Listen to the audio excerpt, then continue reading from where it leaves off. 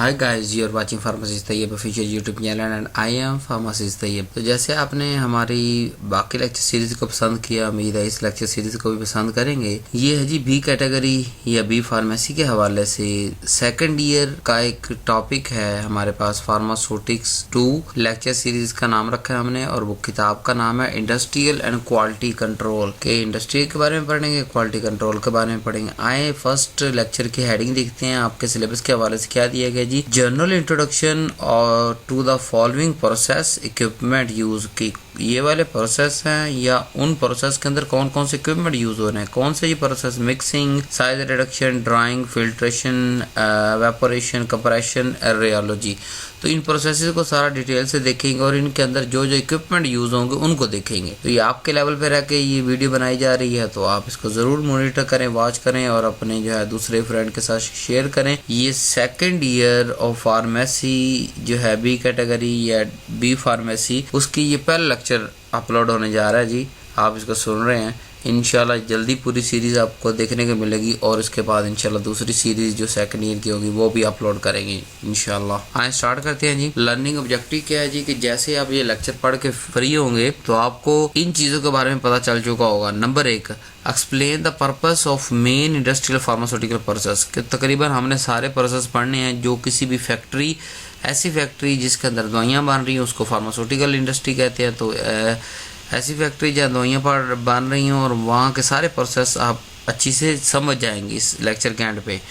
और आप डिस्क्राइब कर सकते हैं कि मिक्सिंग क्या है, साइज रिडक्शन क्या है, ड्राइंग क्या है, filtration, evaporation, compression and radiology, ये सारे प्रोसीजर्स हैं। और understand how these process effect the product quality, हमने प्रोडक्ट क्वालिटी पे भी नज़र रखनी है कि किस तरह कौन सा प्रोसेस उसके अंदर, वो प्रोसेस है क्या, उसके अंदर इक्विपमेंट कौन से यूज होते हैं और वो किस तरह उस प्रोडक्ट की क्वालिटी पे इफेक्ट करता है। आए देर किए बगैर लेक्चर स्टार्ट करते हैं। सबसे पहले हम देखते हैं जी कि इंट्रोडक्शन, फार्मास्यूटिकल प्रोसेस का इंट्रोडक्शन क्या होता है जी कि फार्मास्यूटिकल इंडस्ट्री यानी ऐसी फैक्ट्री जिसके अंदर दवाइयाँ बन रही हैं वो यूज करती है जी mechanical, physical and chemical operations to convert the raw material into the finished dosage form. कि ये क्यों चाहिए हमें कि हमने रॉ मटेरियल मंगवा लिया, मतलब एपीआई एक्टिव इंग्रेडिएंट अलग मंगवा लिया और दूसरे जो उसके अंदर एक्सिपिएंट डालने वो अलग मंगवा लिया, अब उसको हमने बनाना है फिनिश डोसेज फॉर्म। तो उस रॉ को फिनिश बनाने के लिए जो 3 प्रोसेस यूज हो रहे हैं ऑपरेशन, वो चाहे मैकेनिकल हो, फिजिकल हो या केमिकल, वो यूज होते हैं जी इस इंडस्ट्रीज के अंदर। अब हर प्रोसेस के अंदर ये 3 बातें हम जरूर रखेंगे। उस प्रोसेस के थ्रू नंबर 1 जो इंग्रेडिएंट है सारे के सारे उसकी यूनिफॉर्मिटी होनी चाहिए। नंबर 2 प्योरिटी और स्टेबिलिटी प्रोडक्ट की रहनी चाहिए, मतलब अगर हम 3 साल एक्सपायरी लिख रहे हैं तो वो 3 साल एक्सपायरी उसकी हो,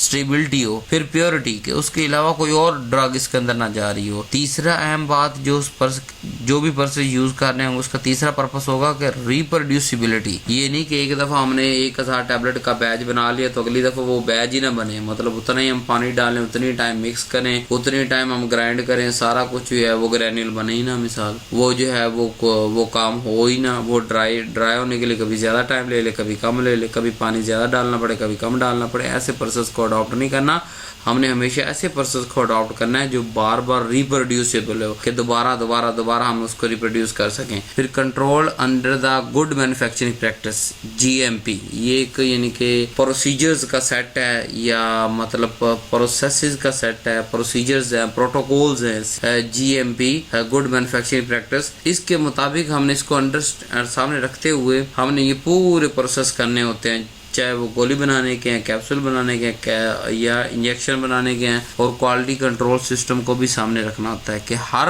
अच्छे प्रोसीजर को हमने प्रोटोकॉल को यूज करना है, प्लस उसकी क्वालिटी को भी कंट्रोल करना है। पहला आ गया जी हमारे पास मिक्सिंग। डेफिनेशन क्या होती है जी, process of thoroughly blending 2 or more substance to achieve uniform composition. कि मिक्सिंग एक ऐसा प्रोसेस है जिसमें हम 2 या 2 से ज्यादा सब्सटेंस को ब्लेंड करते हैं थॉरली, कि एक जर्रात दूसरे जर्रात के अंदर मिक्स हो जाए, यानी मतलब एक चीज हमने 5 ग्राम डाली, दूसरी 10 ग्राम डाली, उसको इतना अच्छे से मिक्स करना है कि वो यूनिफॉर्म हो जाए, यानी उसका जिस हिस्से से भी हम वो पाउडर उठाएं उसके अंदर दोनों जो हों हमारे पास कंपोनेंट, उनकी रेशो बराबर आए।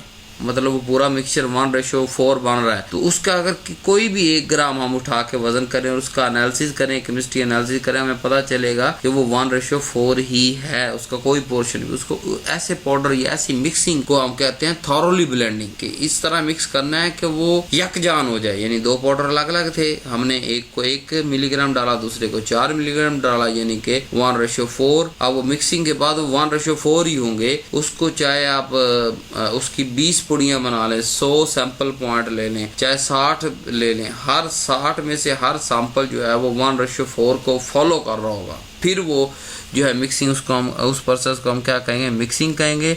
किस लिए? ताकि यूनिफॉर्म कंपोजिशन हो सके, कि जो 2 KPI और एक्सीपेंट जो हमने डाले हैं वो जिस रेशियो से मिक्स किए जा रहे हैं पूरी ड्रम के अंदर वही मिक्सचर मौजूद है। अब इसके लिए जरूरी क्या है? Number 1, uniform drug distribution in doses form. के डोजेज फॉर्म क्या होता है? सिरप एक डोजेज फॉर्म है, एलिक्सर एक डोजेज फॉर्म है, यानी जिस शक्ल में हम दवाई दे रहे हैं, फाइनल जो शक्ल है मिसाल, उसको हम कहते हैं dosage form. Syrup, elixir, suspension, emulsion, cream, poultice, ये सारी क्या है? डोजेज फॉर्म, यानी जिस शक्ल में हम दवाई मरीज तक पहुंचा रहे हैं, उस डोजेज फॉर्म के अंदर जो API ड्रग मौजूद है वो यूनिफॉर्म होनी चाहिए। मतलब अगर सस्पेंशन हम ले रहे हैं, उसके अंदर 20 चम्मच सस्पेंशन बना है, उसके हर चम्मच के अंदर जो जितने भी मिलीग्राम हमने कहे हैं कितने मिलीग्राम आएंगे, तो उसके हर चम्मच के अंदर उतने मिलीग्राम ड्रग मौजूद होनी चाहिए। Number 2, consistent therapeutic effect.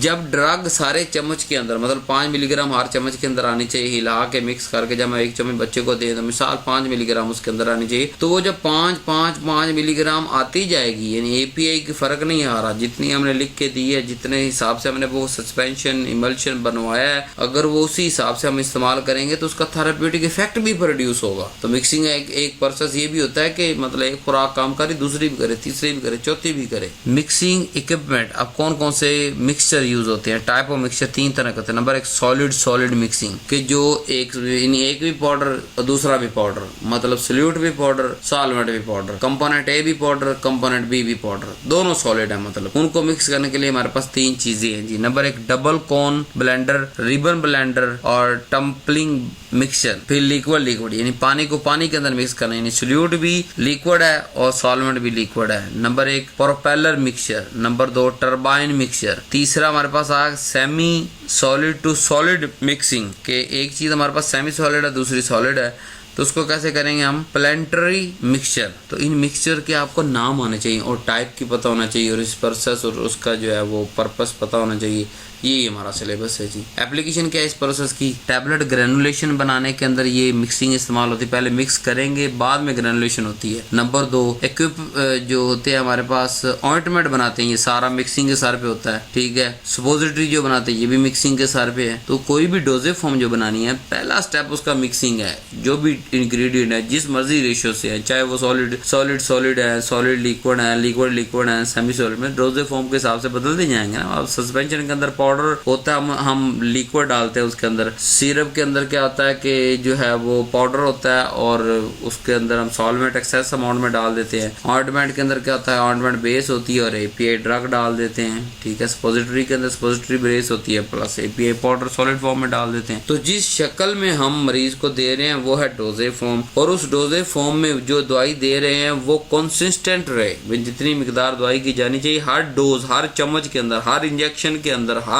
जो हम क्रीम का 1 इंच निकाल के अपने फैक्ट्री डेयरी पे लगा रहे हैं या ऑइंटमेंट का 1 इंच निकाल के अपने फैक्ट्री डेयरी पे लगा रहे हैं, वो रिमेन सेम रहनी चाहिए ताकि थेरेपेटिक इफेक्ट सेम प्रोड्यूस हो। Next, size reduction. इसकी डेफिनेशन क्या है? साइज रिडक्शन मतलब साइज में कमी करना। पीछे हमने सिर्फ मिक्सिंग की, बस हिलाया, कोई साइज के साथ छेड़खानी नहीं की। साइज रिडक्शन के अंदर हम क्या करते हैं? साइज को कम करते हैं। इसी प्रोसेस को हम कम्युनिकेशन भी कहते हैं, मिलिंग भी कहते हैं। इसके 3 नाम है, size reduction, communication end milling. इस प्रोसेस के अंदर क्या होता है कि हम सॉलिड पार्टिकल्स का साइज को कम करते हैं 3 चीजों के लिए। जब साइज कम हो जाएगा तो हमारे 3 फायदे होंगे। Number 1, surface area for dissolution, कि उसका सरफेस एरिया बहुत ज्यादा बढ़ जाता है। मतलब एक लार्जर पार्टिकल है, उसको हम उसका सस्पेंशन बनाना थोड़ा या मुश्किल है। अगर वही पाउडर पार्टिकल जरा छोटे साइज के हो जाएंगे, नीचे साइज साइज उनका ड्रॉप कर जाएगा, तो वो जो साइज है वो डिसॉल्व करना आसान हो जाएगा, क्योंकि उसका सरफेस एरिया पार्टिकल का बढ़ गया। Number 2, mixing and content uniform. अच्छी मिक्सिंग के लिए भी साइज रिडक्शन जरूरी है। जितने छोटे से छोटा साइज होगा उतना वो अच्छा मिक्स होगा, क्योंकि मिक्सिंग के दौरान हम क्या थॉरोली उसको ब्लेंड करना है, यानी मिक्स करना है अच्छे से। तो कब अच्छे से मिक्स होगा? जब दोनों पार्टिकल कम से कम साइज के अंदर होंगे। फिर कंटेंट यूनिफॉर्मिटी, के हर चम्मच के अंदर सिरप सेम आए, हर इंजेक्शन के अंदर एपीआई सेम आए, हर कैप्सूल के अंदर को डोज सेम जाए, हर सिरप के चम्मच के अंदर जो है एपीआई जो ड्रग है वो सेम जाए। तो वो भी साइज रिडक्शन पे डिपेंड करती है कि जितना साइज रिड्यूस होगा उतनी वो अच्छी उसकी कंटेंट यूनिफॉर्मिटी होगी, कि हर चम्मच के अंदर वाकई उतने मिलीग्राम जा रहे होंगे। फिर बायोअवेलेबिलिटी, कि वो दवाई जाके आगे ब्लड तक पहुंचे, ये ना हो कि इतनी बड़ी हो कि वो स्टमक से अब्जॉर्ब भी ना हो। मतलब हमने टैबलेट खाई, वो टैबलेट जब बॉडी के अंदर जाती है ना, तो मैदे के जो पानी होता है या जो हमने खाया पिया होता है उसके अंदर ये मिक्स होती है, ठीक है, डिसॉल्व होती है। तो वो जल्दी डिसॉल्व तब होगी जब वो छोटे छोटे पार्टिकल से बनी होगी। जब वो बहुत बड़े पार्टिकल से बनेंगे वो जल्दी डिसॉल्व नहीं होगी। जब जल्दी डिसॉल्व नहीं होगी तो ब्लड तक नहीं पहुंचेगी, ठीक है, देर हो जाएगी या नहीं ना पहुंच पाएगी। तो इसलिए बायोअवेलेबिलिटी भी हमें मैक्सिमम तब अचीव होती है जब हम साइज कम कर। फिर इसके इक्विपमेंट कौन से हैं? कॉमन मिल इस्तेमाल होते हैं, मिलिंग भी इस प्रोसेस को कहते हैं। तो मिल कौन कौन सी इस्तेमाल होती हैं? बाल मिल है, हैम्बर मिल है, फ्लूइड एनर्जी मिल है, या इसको जेट मिल भी कहते हैं, कटर मिल है। तो इसकी एप्लीकेशन क्या है जी कि ये हमारे पास पाउडर, ग्रेन्यूल और ड्रग माइक्रोनाइजेशन। ड्रग माइक्रो मतलब छोटी छोटी साइज करना, ग्रेन्यूल्स को छोटे साइज में करना, पाउडर्स को छोटे साइज में करने के लिए ये इस्तेमाल होते हैं। नेक्स्ट चलते हैं ड्राइंग, यानी खुश्क करना, यानी removal of moisture from material to improve stability and shelf life. कि हम किसी चीज के अंदर से जो नमी को दूर कर रहे हैं, पाउडर में से नमी को दूर कर रहे हैं ताकि वो पाउडर या वो जो मटेरियल है उसकी स्टेबिलिटी बढ़ जाए। जब पानी रहेगा तो अंदर बैक्टीरिया ग्रो करेगा और वो डिकम्पोजिशन भी होगी उसकी। जब पानी कम मिकदार में होगा तो उसकी स्टेबिलिटी इंप्रूव हो जाएगी। जैसे स्टेबिलिटी इंप्रूव होगी तो उसकी जो शेल्फ लाइफ है, यानी एक्सपायरी लाइफ आप कह लें, शेल्फ लाइफ का मतलब कितनी देर हम उसको शेल्फ पे रख सकते हैं बेचने के लिए, तो उसकी जो एक्सपायरी लाइफ है वो भी बढ़ जाएगी। जब वाटर कंटेंट बिल्कुल ना होने के बराबर होगा तो वो पाउडर की तो 2-3 साल इजीली एक्सपायरी आ जाती है। तो स्टेबिलिटी बढ़ाने के लिए और एक्सपायरी के टाइम बढ़ाने के लिए कि 3 साल बाद एक्सपायर हो, 4 साल बाद एक्सपायर हो, हम मॉइस्चर मुख्तलिफ प्रोडक्ट के अंदर उसके मटेरियल से मॉइस्चर को निकाल लेते हैं। ये मॉइस्चर को निकालना स्टेबिलिटी और शेल्फ लाइफ को इम्प्रूव करने के लिए उसको कहते हैं ड्राइंग। प्रिवेंट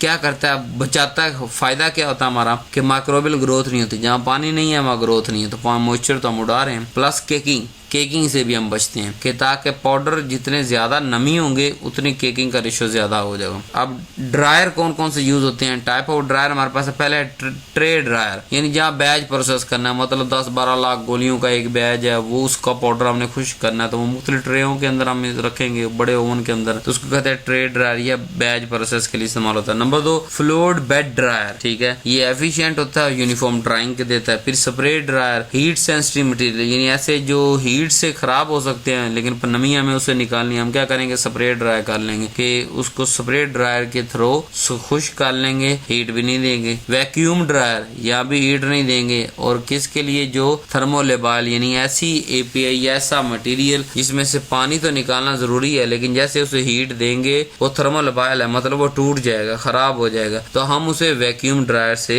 देते हैं। एप्लीकेशन क्या है जी? Drying granule extract and powder, के जो है ग्रैन्यूल एक्सट्रैक्ट और पाउडर जो है ना उसको ड्राई करने में ये इस्तेमाल होता है। नेक्स्ट, फिल्ट्रेशन एक ऐसा प्रोसेस है जिसके थ्रू हम लिक्विड या गैस में से सॉलिड पार्टिकल को अलग कर देते हैं किसी एक मीडियम या फिल्टर में से गुजार कर। इस प्रोसेस को फिल्ट्रेशन कहते हैं। Ensure the clarity and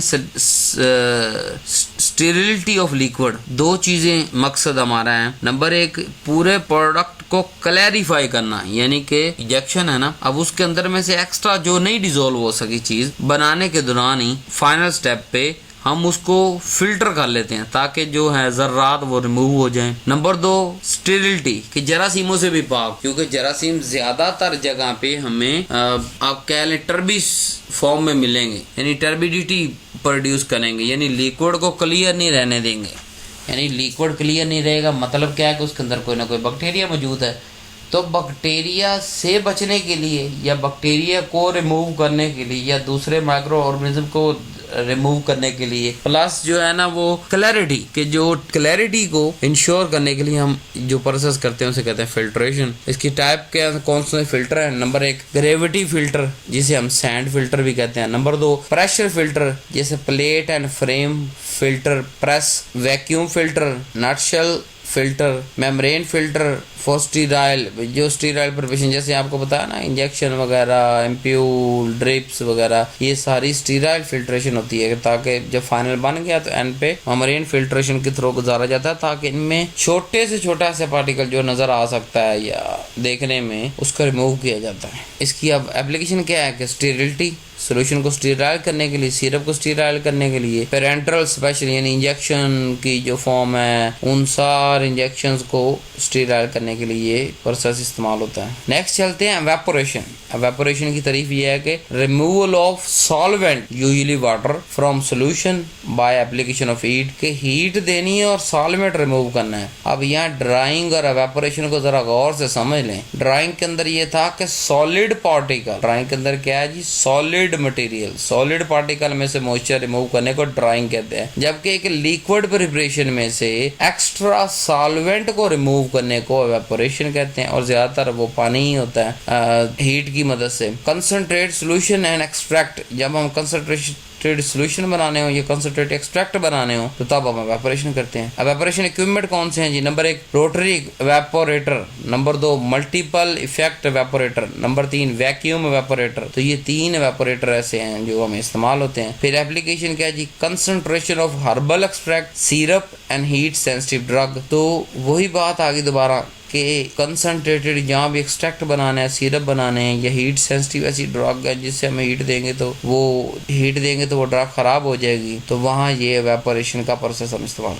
next चलते हैं जी, नेक्स्ट प्रोसेस हमारे पास कंप्रेशन। अब कंप्रेशन ऐसा प्रोसेस है कि forming of tablet by compressing the granule and powder using pressure. वो प्रोसेस जिसके थ्रू हम पाउडर या ग्रैन्यूल को फोर्स लगा के, प्रेशर लगा के कंप्रेस कर देते हैं, दबा देते हैं, कोई एक शक्ल दे देते हैं, ऐसे प्रोसेस को क्या कहते हैं? कंप्रेशन। ये एक्चुअली टैबलेट का लास्ट स्टेप होता है। टैबलेट मतलब जब बिल्कुल रेडी हो जाती है ना, एंड पे फाइनल स्टेप पे उसको कंप्रेस करके उसे कोई ना कोई शक्ल, गोल, तकोनी जो है वो दोनों साइडों पे राउंड, लंबी, तो कोई भी शक्ल देने के लिए और उस पाउडर को टैबलेट बनाने के लिए आखिरी स्टेप है बिल्कुल। बाकी सारे स्टेप पहले हैं टैबलेट बनाने के। मतलब पहला स्टेप है टैबलेट का कि मिक्स करो, फिर अगले स्टेप पे ड्राई करो, अगले स्टेप पे उसके जो ग्रैन्यूल बन चुके हैं, मतलब वेट या अगर वेट प्रोसेस इस्तेमाल करें तो ग्रैन्यूल बन के उसको एक ख़ास साइज वाली छाननी में से गुजारो। उस ग्रैन्यूल्स को आगे एक बड़े जो है वो कह लो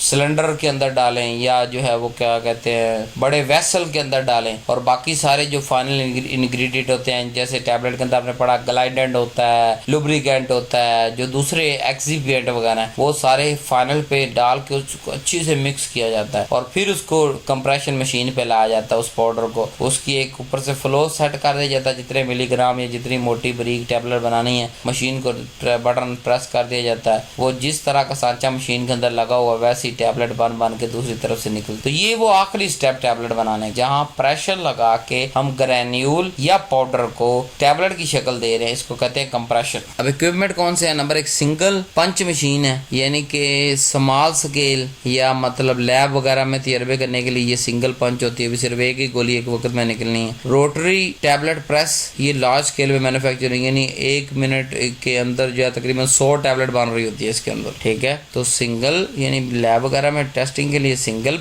पंच मशीन की एक ही गोली निकलेगी, और जो है रोटरी टैबलेट प्रेस के अंदर 1 मिनट के अंदर आई थिंक 20 से 100 टैबलेट्स निकलती हैं, ठीक है। बस एक दफ़ा साइज हम चेक कर लेते हैं पहले राउंड पे, दूसरे राउंड पे चेक कर लेते हैं, उसके बाद फिर मशीन के बाद चुप कर खड़े हो जाते हैं, ऊपर से पाउडर डालते रहते हैं, नीचे से 1 मिनट के अंदर 80, 90, 100 टैबलेट निकलती रहती हैं, क्योंकि उसके अंदर पंचेज बहुत ज़्यादा होते हैं, 5, 4, 5, 6 पेयर्स होते हैं पंचेज के। अच्छा जी, अब एप्लीकेशन क्या है जी कि manufacture of tablet with controlled hardness and uniform. हाँ जी, कि कंप्रेशन कहाँ इस्तेमाल होता है कि एक खास मिकदार में हमने हार्डनेस देनी। अब मतलब गोली इतनी सख्त भी तो नहीं बनानी ना हमने कि वो मैदे के अंदर जाके हाल ही ना हो, वैसे पकाने के अंदर वो टैबलेट निकल जाए, और इतनी नरम भी नहीं बनानी कि रास्ते के अंदर वो टूट जाए। मतलब फैक्ट्री से निकली है, गाड़ी के अंदर टैबलेट डिस्ट्रीब्यूशन पे पहुंची है, वहाँ सारी टैबलेट टूट के कचरा बन जाए फार्मेसी में पहुंचने से पहले।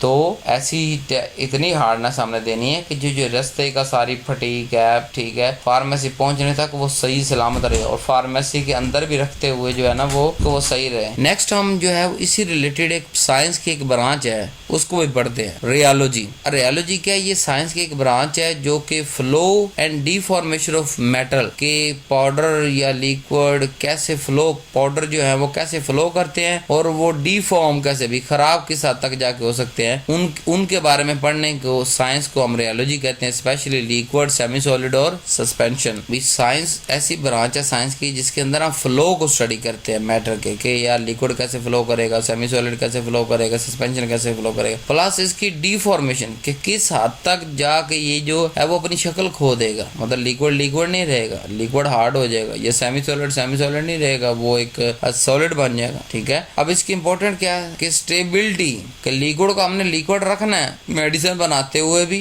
ट्रांसफॉर्म करते हुए भी, फार्मेसी तक पहुंचते हुए, पेशेंट को मेडिसिन उसके हाथ में पकड़ाते हुए, और उसको जो है वो मेडिसिन इस्तेमाल करने के दौरान यानी साल 1.5 साल अगर वो लिक्विड हो फॉर्म में तो वो लिक्विड रहे, डिफॉर्म ना हो। प्लस उसका फ्लो जो डिसाइड किया जा रहा है फैक्ट्री के अंदर वही फ्लो, ये नहीं कि कभी थिक का आना शुरू हो गया सिरप उसमें से निकलना और कभी पतला निकलना शुरू हो जाए। सो ना तो उसका फ्लो चेंज होना चाहिए और ना ही उसको जो है डिफॉर्म होना चाहिए। नंबर 2, पोरेबिलिटी, जब फ्लो चेंज नहीं होगा तो पोरेबिलिटी भी सही रहेगी, मतलब चम्मच के ऊपर हम डालेंगे और उसको उस हिसाब से पी सकते हैं। नंबर 3, स्प्रेडेबिलिटी, कि वो किसी चीज जगह पे स्प्रेड हो सकता है कि नहीं। रेडियोलॉजी एप्लीकेशन इन फार्मेसी कहाँ आती है? Number 1, ointment and cream must have proper spreadability, कि जैसे हमने क्रीम निकाली और जिस्म पे लगाई वो किसी एक जगह चिपक जाए, पूरे फैक्ट्री एरिया जहाँ बीमारी है वहाँ ना लगे तो क्या फायदा, स्प्रेडेबिलिटी नहीं आई, मतलब वो फैल नहीं सकी। तो ये भी रेडियोलॉजी का कसूर है ना, रेडियोलॉजी में हम इसको डील करते हैं। क्रीम भी इसी तरह भी मतलब स्प्रेडेबिलिटी होनी चाहिए। सस्पेंशन की अगर बात करें तो आइडियल विस्कोसिटी होनी चाहिए, जरूरत से ज्यादा विस्कोसिटी नहीं होनी चाहिए, ना जरूरत से कम होनी चाहिए, कि जैसे ही हम उसको हिलाएं 2 से 3 दफा वो रीडिस्पर्स हो जाए, यानी कि एक चम्मच के अंदर जितना 5 मिलीग्राम मेडिसिन आनी चाहिए वो आए। इमल्शन के अंदर must resist creaming and separation, के ना ही क्रीमिंग उसकी हो इमल्शन की और ना ही सेपरेशन और फेस सेपरेशन, के अलग अलग हो जाए, दोनों चीजें खराब हो जाए। Controlled through the viscometer and rheometer, अब इसके अंदर कौन से इक्विपमेंट यूज होते हैं? विस्कोमीटर जो विस्कोसिटी को मेजर करता है और रियोमीटर जो कि है फ्लो को मेजर करता है, तो ये दोनों यूज होते हैं। ये आपको सिर्फ टच दिया ताकि आपको पता हो रेडियोलॉजी के वाले से। अब इसके अंदर कौन कौन से क्वेश्चन जो आपके पेपर में आ सकते हैं? Number 1, define mixing and name any 2 mixture, what is the purpose of size reduction, पढ़ा के आ चुका हूँ, हर प्रोसेस का मैंने आपको पर्पस पढ़ाया। List any 3 type of dryer, सारे पढ़ा दिए हैं। Difference between filtration and evaporation पढ़ा दिया आपको, उसमें फिल्टर करेंगे उसमें एवेपोरेट करेंगे। फिर what is radiology and pharmaceutical importance, ये भी पढ़ा के आना। तो ये वो क्वेश्चन है 4-5 जो इस चैप्टर से मेरे ख्याल में आ सकते। So thank you very much, do not forget to subscribe, नीचे वाला बटन आप तक करो, लाइक करो वीडियो ਨੂੰ अपने फ्रेंड्स ਦੇ ਨਾਲ शेयर करो ਜਿਹੜੇ ਤੁਹਾਡੇ ਇਸ सेम फील्ड ਦੇ ਨੇ। Thanks for watching, love you so much, अल्लाह हाफिज़।